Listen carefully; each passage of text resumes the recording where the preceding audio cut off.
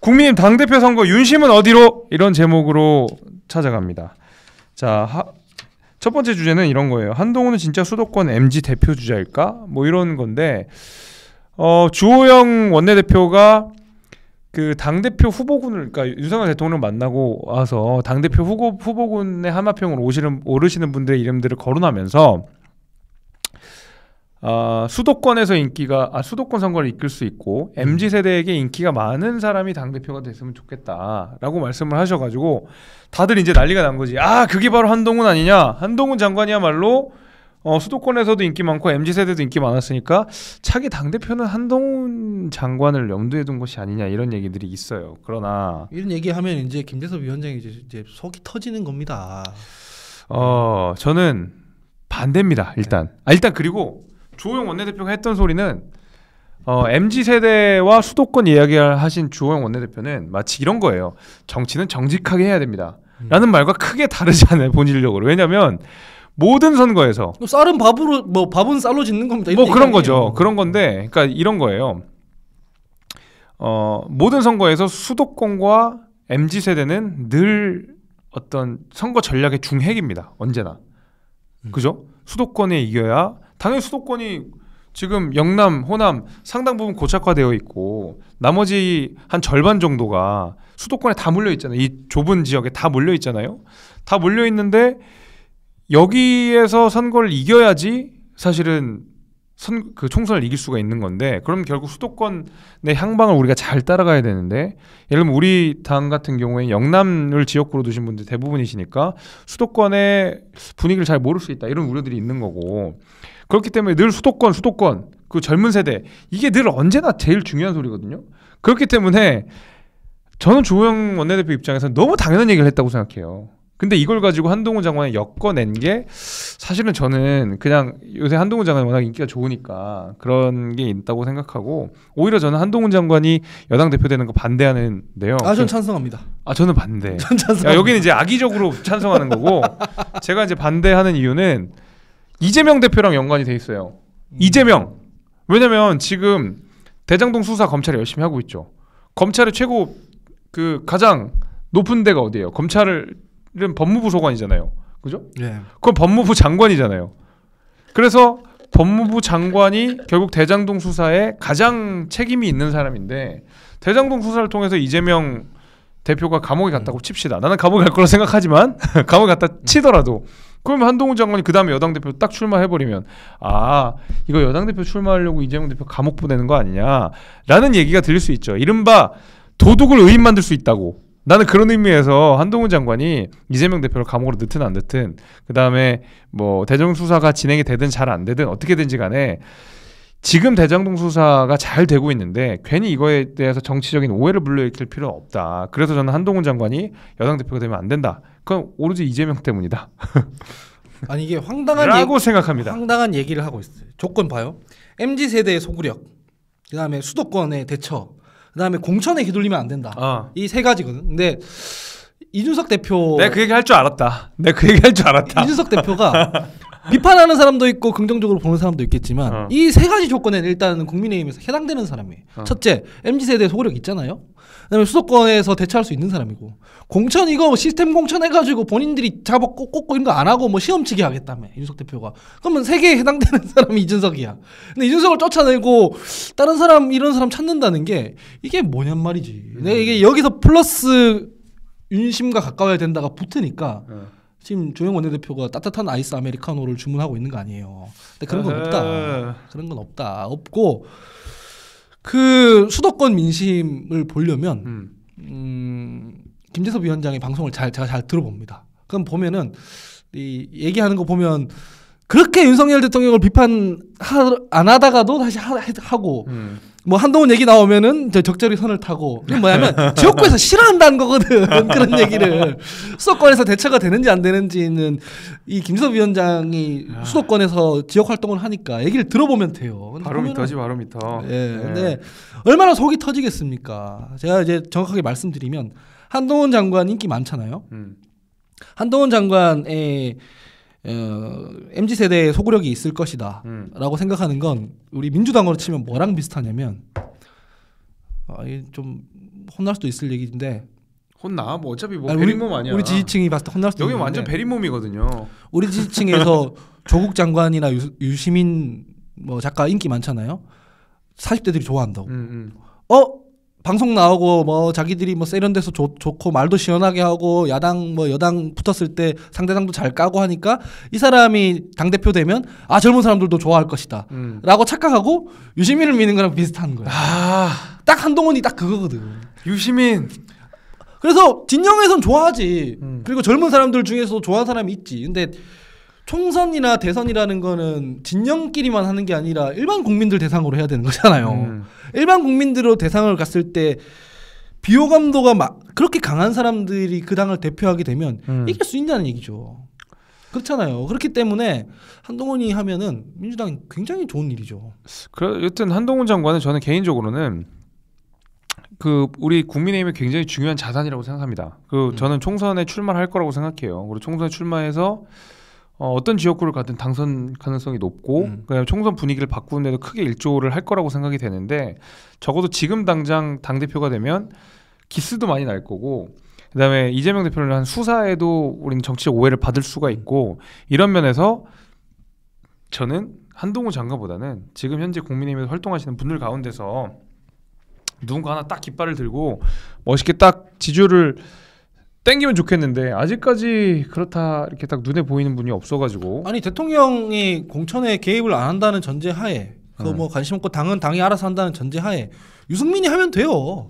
유승민이 하면 총선에서 이기겠지. 유승민? 네, 유승민이 하면 되겠지. 근데 우리 당에서 유승민이 어떤 존재인지 지금 당신이 잘 몰라서 그래. 그러니까 이게 뭐냐면은 국민의힘에서 김혜영 의원 같은 분이 당 대표 되면은 위험하다. 이게 똑같은 얘기인 거거든. 결국 서로 지지층을 만족하지 못하는 사람들인 거잖아요, 둘 다. 그러면 만족하는 사람들 중에서 좀 합리적으로 확장이 가능한 사람을 찾아서 하면 되는데.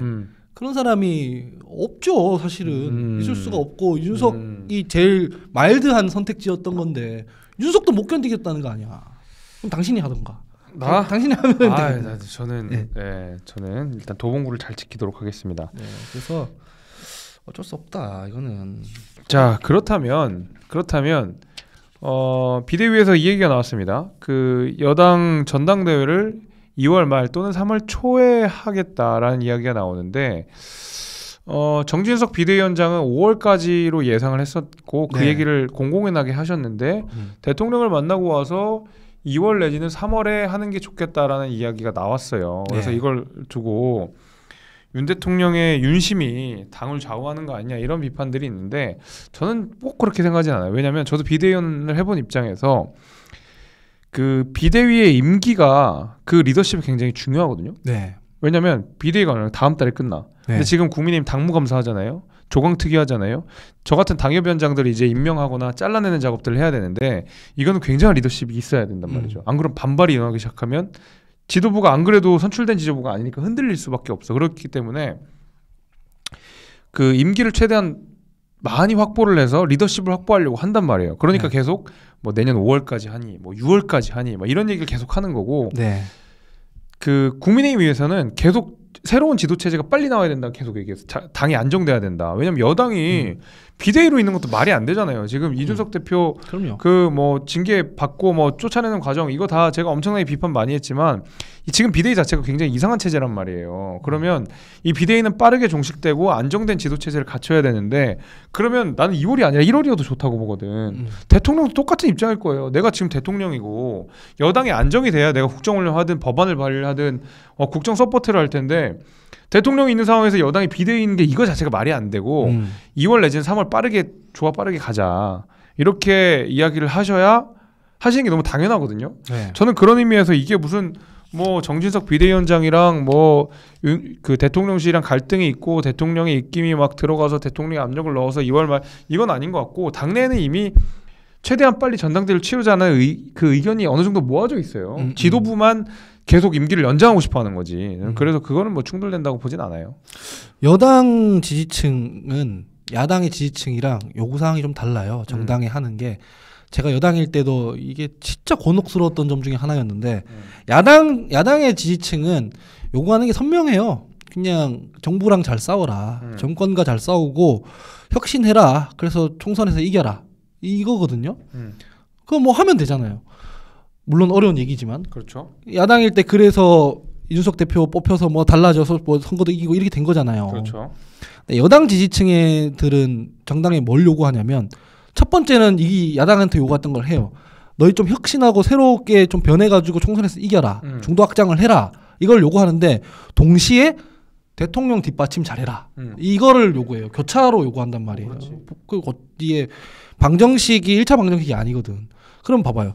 이 둘을 충족시키는 게 굉장히 어려운 일입니다. 그렇잖아. 내가 이를테면 문재인 정부에서 문재인 정부 뒷받침 잘해주는데 혁신도 하라는 얘기거든.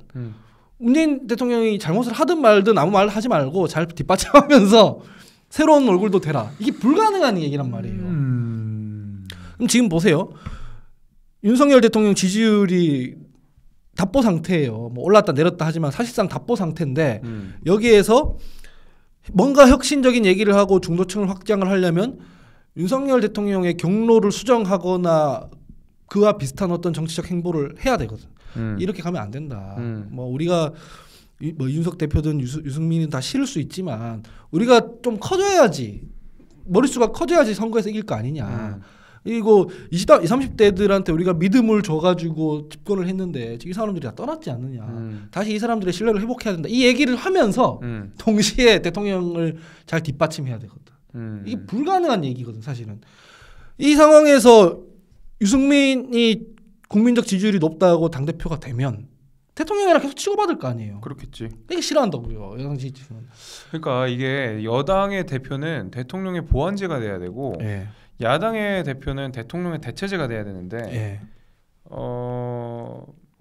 그러다 보니까 이제 그 되게 이제 여당 대표는 굉장히 좀 특이한 포지션이긴 해요. 그러니까 보면 한동훈 장관이 지금 화평 오를 수밖에 없는 게 대통령의 보완제인 건 확실하거든. 네. 그죠? 네. 검찰 때부터 사실 굉장히 합이 잘 맞았던 팀이었고 법무장관으로서도 윤석열 대통령과 합이 잘 맞는 사람이기 때문에 한동훈 장관은 보완제임에도 불구하고 야당이랑 싸울 때 보면 굉장히 뾰족해. 네. 뭔가 야당 대표 같은 느낌도 있어. 네. 이러다 보니까 지금 우리 당 지지자들은 굉장히 좋아하시는 거지. 한동훈, 이 사람 대통령도 잘 보필할 것 같고 선도 있고 뚜렷하고 똑똑하네. 이러다 보니까 자꾸 이제 하마평에 오르고 이러는 건데 가장 우려스러운 것은 한동훈 장관도 좋고 뭐 김기현 대표, 뭐 나경원 대표 등등등 다 좋은데 문제는 강신업,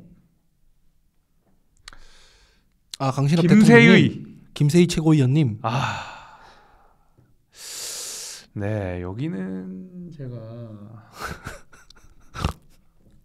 제가 안 됩니다. 거기는 제가 도시락 싸서 찾아다니면서 말릴 거고요. 예. 그게 굉장히 갑자기 스트레스를 막 받네 갑자기. 내가 말해놓고 스트레스 받는다.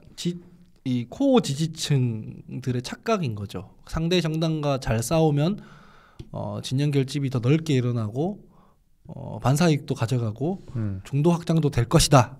라는 게 코어 지지층의 착각이죠. 자기가 이제 화가 나니까 민주당 잘 때려잡는 사람 당대표로 있으면 시원하고 지지도 더 많이 받을 것이고 우리도 마찬가지죠. 뭐 김우겸이 세게 뭐 저렇게 하면은 그래도 윤석열 정부의 어떤 문제점들이 잘 드러날 테고 그래서 지지받을 거 이 착각인 건데 그런 식으로 반사이익을 얻지 않잖아요. 근데 그게 이제 그 당의 선거를 치르다 보면 저도 이제 전당대회 이런 거 치러 보면 최고위원 그러니까 최고위원 후보로 나오시는 분들 중에서 부정선거 막 이런 거 주장하시는 분들 있거든. 예. 당 지도부에서. 그래서 당시 내가 선거관리위원회를 할 때 이분들을 컷오프를 시켜야 되느냐를 굉장히 고민을 많이 했는데 안 했어요. 왜 안 했냐면 심판받으라고? 아니 그것도 의견일 수 있고 뭐 그 당시 대법원 판결이 나오기 전 거였던 걸로 기억하는데 여튼 뭐 의견일 수 있고 뭐 가능성은 늘 열려 있는 거니까 세상에 0%는 없는 거니까 그러니 해서 컷오프를 안 했어요 그때. 컷오프를 안 했는데 자연스럽게 우리 당원들의 집단지성으로 알아서 몰아내 주시더라고. 잘하셨어요. 저도 그렇게 생각합니다. 그게 맞고 이제 그런 의미에서 강신업 당대표 했지만 선할 수 있지. 근데 여러분 당대표를 하는 게 지금부터 제가 당 대표를 하겠습니다 하고 끝나는 게 아니에요. 당 대표를 하면 기타금이 있어요. 굉장히 많은 돈을 내야 되고 예를 들면 컷오프가 되면 돌려받나 모르겠네. 여하튼 굉장히 그 말하자면 허들이 높아요. 당 대표가 되는 게 생각보다. 그래서 선언만 한다고 되는 것도 아니고 저는 강신업이라는 분이 자꾸 이렇게 국민의힘을 희화해서는 안 된다 이렇게 생각이 됩니다. 강신업이라는 사람이 당대표가 될 수 있다고 저는 생각은 안 합니다. 김세희 최고위원은 모르겠는데 네. 그거는 모르는 건데 김세희 최고위원 그것도 안 될걸. 네, 그거는 뭐 모르는데 강신업 같은 사람이 당대표가 된다? 나는 안 될 것 같은데 여당이 모르죠. 그렇게 만만하지 않죠. 네, 우리 당 그렇게 간단하지 않아요. 네. 네. 자 이제 그 채팅 좀 슈퍼챗 좀 읽어드리겠습니다. 모르겠다님 이준석 몰아낸 정당이 MG 이용만 하다가 버릴 정당이 무슨 이 부판은 저도 따갑게 받아들이고 있습니다. 신정혜님 주원 대표가 제시하는 조건에 우리 이준석 주 원내대표가 제시하는 조건에 이준석 대표님이 적격인데 굳이 외면하겠다는 것이 한심하고 안타깝습니다. 뭐 그렇게 생각하실 수 있는데 이제 이준석 대표는 아직까지는 당원권 정지 기간이고 또 뭐 재기하겠죠. 저는 실제로 본인이 요새 책 거의 다 썼다고 하는 것 같은 책 다 썼다고 그러는 것 같더라고요. 언론 보도다 보니까 이런저런 내용들 추가적으로 좀 넣느라고 시간이 좀 지연된 것 같고 조만간에 책은 나온다는 것 같아요. 좀 기다려 보시죠. 그 다음에 이거 어떻게 읽는 거야? 시걸 청중앙 뭐 청항 뭐 아무튼 이준석이 태극기당 말 한 통하는 꽉 막힌 당 이미지 탈피를 얼마나 했는데 버리고선 이런 사람을 새로 찾다니 뭐 이런 말씀을 하셨네요. 뭐 따갑게 받아들이고 있습니다. 이게 될 리가 없다. 뭐 이렇게 말씀하셨는데 할 말 없죠 뭐. 그리고 코카인규 윤리위 이거는 이제 신인규 변호사. 아 그래요? 네, 보시면 진짜 코카 닮았어 신인규는. 아하. 박원석 의혹 진짜 창당해요? 뭐 그런 얘기가 있는데 제가 한번 여쭤보고 다음 주에 알려드리도록 하겠습니다. 창당이 간단한 일이 아니에요. 네, 간단하지 않기 때문에. 간단한 일이 아니에요. 그리고 네. 뭐 이준석 대표는 젊기 때문에 네, 좀 뭐 기다려 보시죠. 네, 뭐 그리고 이게 제일 근본적인 국민의힘의 이 국민의힘 얘기하는 꼭지니까 원인은 그 지금 있는 주류 지도부에서 총선 이길 생각이 없다는 게 제일 큰 문제입니다. 이를테면 이제 우리 김재섭 위원장 같은 경우에는 지역구에서 굉장히 열심히 하는 걸로 제가 알고 있거든요. 네. 뭐 선거운동도 하고 뭐 최대한 수도권 민심에 맞게 그 합리적으로 얘기를 하려고 하고 그렇게 민심의 크리크를 맞춰서 주파수를 맞춰서 하려고 하는데 지금 국민의힘 주류 의원들 같은 경우에는 주파수를 민심에 맞추는 게 아니라 대통령에 맞추고 있죠. 왜냐하면 2020년 선거 나왔잖아요. 네. 그 어려운 선거에서 당선이 됐는데 이번에도 공천만 받으면 자기들은 재선할 수 있다. 이런 생각을 하는 거죠. 그러니까 윤석열 대통령한테만 잘 보이면 되는 거예요. 그냥 공천 받아서 재선할 수 있으니까. 근데 그렇게 하면 동시에 총선 자체는 못 이기잖아요. 그렇죠. 상관없다고 생각하는 거지. 그리고 저는 그 이제 마지막으로 시간이 다 돼서 간단하게만 말씀을 드리면 그 지금 현재 국민의힘의 전당대회 룰이 당원이 70% 여론조사 30%인데 이것을 90대 10으로 바꾸겠다는 얘기가 있어요. 근데 저는 거기에 대해서는 단호하게 반대를 합니다. 뭐 이야기를 하는 게 뭐 유럽에서는 당원 100% 아니냐, 뭐 미국도 뭐 어떻게 이런 이야기를 하시는데 그 유럽이랑 대한민국이랑 같지 않아요. 유럽은 당원들이 굉장히 독립적입니다. 그러니까 예를 들면 우리처럼 약간 하향식으로 내려가지 않아요. 뭐 당협위원장이 있고 당원들이 있고 그 위에 중앙당이 있고 이런 식으로 이루어지지 않고 오다 주고 막. 네, 그런 시스템이 전혀 아니고 그러니까 당원들이 굉장히 독립적이고 개별적이고 오랫동안 당원 활동을 하기 때문에 정권이 누구인지 뭐 당대표는 개념도 좀 이상하지만 아무튼 그런 개념이 거의 없어요. 그래서 우리나라랑 거기가 당원 100%가 있기 때문에 우리 유럽식 스타일을 따라간다고 하는 게 일단 말이 안 되는 주장이고요. 게다가 유럽도 최근에는 특히 이제 좌파 정당 중심으로는 이 문제 인식을 하고 나서는 최근에는 국민 경선으로 바꾸는 추세들이 분명히 있습니다. 그러니까 2012년에 보면은 프랑스의 좌파 정당들이 이제 연합 대통령 선거에서 연합을 하면서 100% 국민 경선을 하게 되거든요. 그게 뭐냐면 유럽 같은 경우에도 당원 100%로 하면 너무 짠물이 되는 거예요. 네. 예를 들면 민주당 같은 경우에도 예를 들면 당원 100% 한다.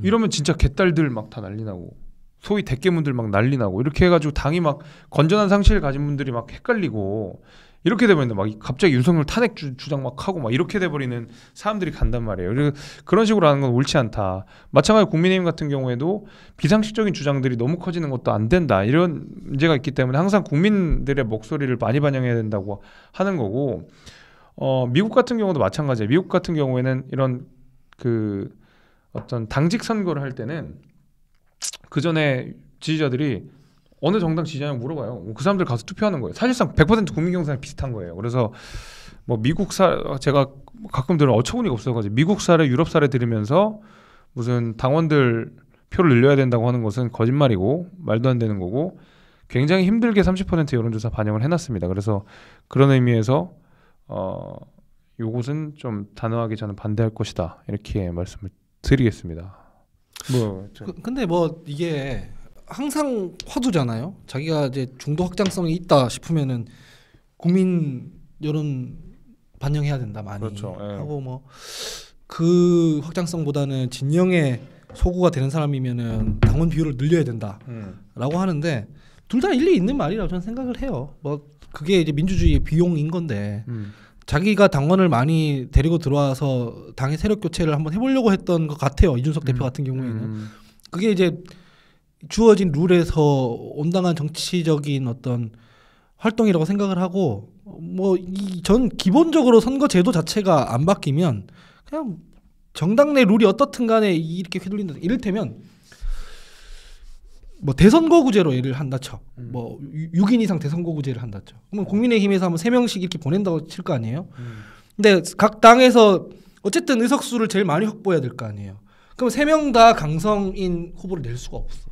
한 명은 뭐 온건한 사람 낼 테고, 한 명은 여성 낼 테고, 한 명은 청년 낼 테고, 뭐 나머지 또 딴 지역에서는 또 좀 센 사람 낼 테고 이렇게 조합을 해서 공천을 할 거거든요. 다 검찰 출신을 할 수가 없어. 아무리 윤석열 대통령이라도. 그러니까 이런 식의 어떤 여러 가지 거를 고려할 수 있는 선거제도를 만들지 않으면 어차피 51% 가져가면은 당선되는 소선거구제 단순다수 대표제에서는 룰을 어떻게 바꾸든 공천권 행사하는 사람 따라갈 수밖에 없기 때문에 큰 의미가 없더라. 이낙연 저번에 체제에서도 보면은 제가 그때 아까 친명 친문 얘기 잠깐 했지만 제가 4.7 보궐선거 때 후보 내면 안 된다고 했다가 이걸 뒤지게 먹었거든요. 당원에 잘못했으면 후보 내면 안 된다고 해놓고 왜 후보 내냐 하더니만 논리가 뭐였냐면 그러면 당원 투표해가지고 전 당원들의 의견으로 결정하자 해서 후보를 낸 거예요. 그럼 지도부가 왜 필요해? 다 당원한테 물어보고 결정할 거면. 그렇잖아요. 당원들의 총의를 얻어서 지도부가 힘을 행사해야 하는데 그렇게 안 돼요. 지금 제도상. 제도 자체를 바꿔야 된다는 이상민 TV. 예. 예, 아무튼 시간이 다 돼서 마지막으로 저 슈퍼챗 읽고 오늘 마무리하도록 하겠습니다. 저 슈퍼챗 좀 띄워주세요. 예, 성난총각님, 강신업과 김세희 둘 중에 무조건 한 명이 대표가 되어야 한다면 누구를 선택하시나요?